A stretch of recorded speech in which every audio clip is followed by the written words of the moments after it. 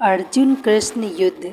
एक बार महर्षि गालो जब प्रातः सूर्यार्घ्य प्रदान कर रहे थे, उनकी अंजलि में आकाश मार्ग में जाते हुए चित्रसेन गंधर्व की थूकी हुई पीक गिर गई। मुनि को इससे बड़ा क्रोध आया। वे शाप देना ही चाहते थे कि उन्हें अपने तपोनाश का ध्यान आ गया और वे रुक गए। उन्होंने जाकर भगवान श्री कृष्ण से फरियाद की, श्याम सुंदर तो ब्रह्मांड देव ठहरे ही। झट प्रतिज्ञा कर ली। 24 घंटे के भीतर चित्रसेन का वध कर देने की। ऋषि को पूर्ण संतुष्ट करने के लिए उन्होंने माता देवकी तथा महर्षि के चरणों की शपथ ले ली। गालो जी अभी लौटे ही थे कि देवर्षि नारद वीणा झंकारते पहुंच गए। भगवान ने उनका स्वागत आतिथ्य किया। शांत होने पर नारद जी ने कहा, प्रभु आप तो परमानंद कंद कहे जाते हैं। आपके दर्शन से लोग विषाद मुक्त हो जाते हैं, पर पता नहीं क्यों आज आपके मुख कमल पर विषाद की रेखा दिख रही है। इस पर श्याम सुंदर ने गालो जी के सारे प्रसंग को सुनाकर अपनी प्रतिज्ञा सुनाई। अब नारद जी को कैसा चैन आनंद आ गया। झटपट चले और पहुँचे चित्रसेन के पास। चित्रसेन भी उनके चरणों में गिर अपनी कुंडली आदि लाकर ग्रह दशा पूछने लगे। नारद जी ने कहा, अरे तुम अब यह सब क्या पूछ रहे हो?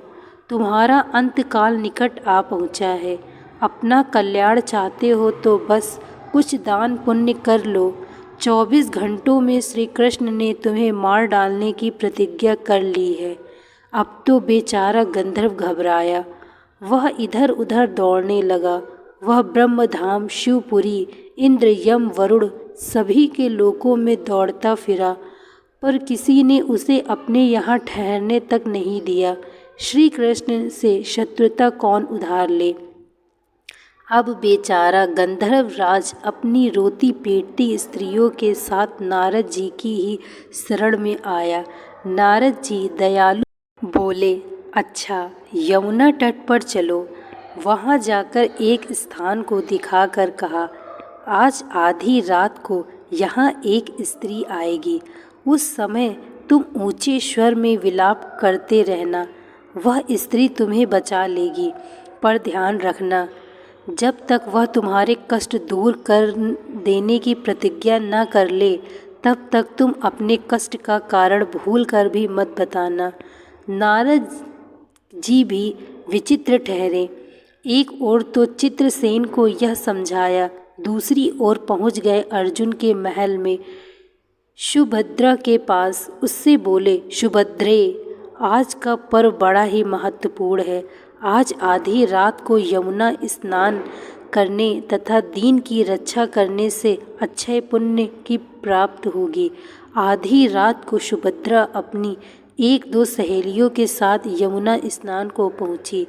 वहां उन्हें रोने की आवाज़ सुनाई पड़ी। नारद जी ने दीनोद्धार का महात्म्य बतला ही रखा था। सुभद्रा ने सोचा, चलो अक्षय पुण्य लूट ही लूं। वे तुरंत उधर गईं तो चित्रसेन रोता मिला। उन्होंने लाख पूछा, पर वह बिना प्रतिज्ञा के बतलाए ही नहीं। अंत में इनके प्रतिज्ञाबद्ध होने पर उसने स्थिति स्पष्ट की। अब तो यह सुनकर सुभद्रा बड़े धर्म संकट और असमंजस में पड़ गई। एक ओर श्री कृष्ण की प्रतिज्ञा, वह भी ब्राह्मण के ही लिए, दूसरी ओर अपनी प्रतिज्ञा। अंत में शरणागत त्राण का निश्चय करके वे उसे अपने साथ ले गई। घर जाकर उन्होंने सारी परिस्थिति अर्जुन के सामने रखी। अर्जुन का चित्रसेन मित्र भी था। अर्जुन ने सुभद्रा को सांत्वना दी और कहा कि तुम्हारी प्रतिज्ञा पूरी होगी। नारद जी ने इधर जब यह सब ठीक कर लिया, तब द्वारका पहुँचे और श्री कृष्ण से कह दिया कि महाराज, अर्जुन ने चित्रसेन को आश्चर्य दे रखा है, इसलिए आप सोच विचार कर ही युद्ध के लिए चले। भगवान ने कहा, नारद जी, एक बार आप मेरी ओर से अर्जुन को समझाकर लौटाने की चेष्टा करके तो देखिए। अब देवर्षि पुनः दौड़े हुए द्वारका से इंद्रप्रस्थ पहुँचे।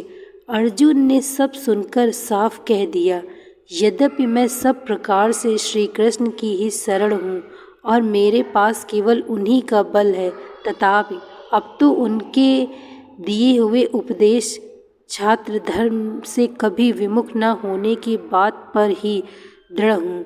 मैं उनके बल पर ही अपनी प्रतिज्ञा की रक्षा करूँगा। प्रतिज्ञा छोड़ने में तो वे ही समर्थ हैं। दौड़कर देवर्षि अब द्वारका आए और ज्यों का ज्यों त्यों अर्जुन का वृत्तांत कह सुनाया। अब क्या हो, युद्ध की तैयारी हुई। सभी यादव और पांडव रण क्षेत्र में पूरी सेना के साथ उपस्थित हुए। तुमुल युद्ध छिड़ गया। बड़ी घमासान लड़ाई हुई, पर कोई जीत नहीं सका। अंत में श्री कृष्ण ने सुदर्शन चक्र छोड़ा, अर्जुन ने पाशुपतास्त्र छोड़ दिया। प्रलय के लक्षण देखकर अर्जुन ने भगवान शंकर को स्मरण किया। उन्होंने दोनों शास्त्रों को मनाया। फिर वे भक्त वत्सल भगवान श्री कृष्ण के पास पहुँचे और कहने लगे, प्रभु, राम सदा सेवक रुचि राखी, वेद पुराण लोक सब राखी। भक्तों की बात के आगे अपनी प्रतिज्ञा को भूल जाना तो आपका सहज स्वभाव है।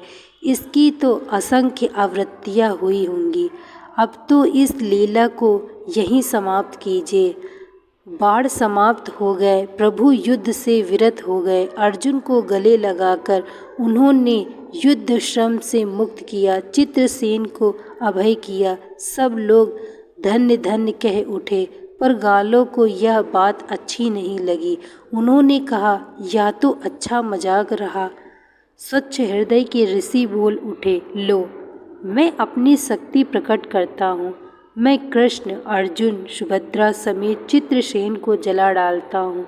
पर बेचारे साधु ने जीव हूँ जल हाथ में लिया। सुभद्रा बोल उठी, मैं यदि कृष्ण की भक्त हूँ और अर्जुन के प्रति मेरा प्रतिवृत्ति पूर्ण हो तो यह जल ऋषि के हाथ से पृथ्वी पर न गिरे।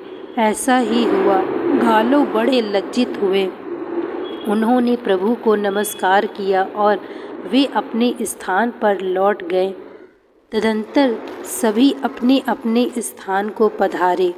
दोस्तों, मैं आशा करती हूँ आपको यह पौराणिक कथा अच्छी लगी होगी।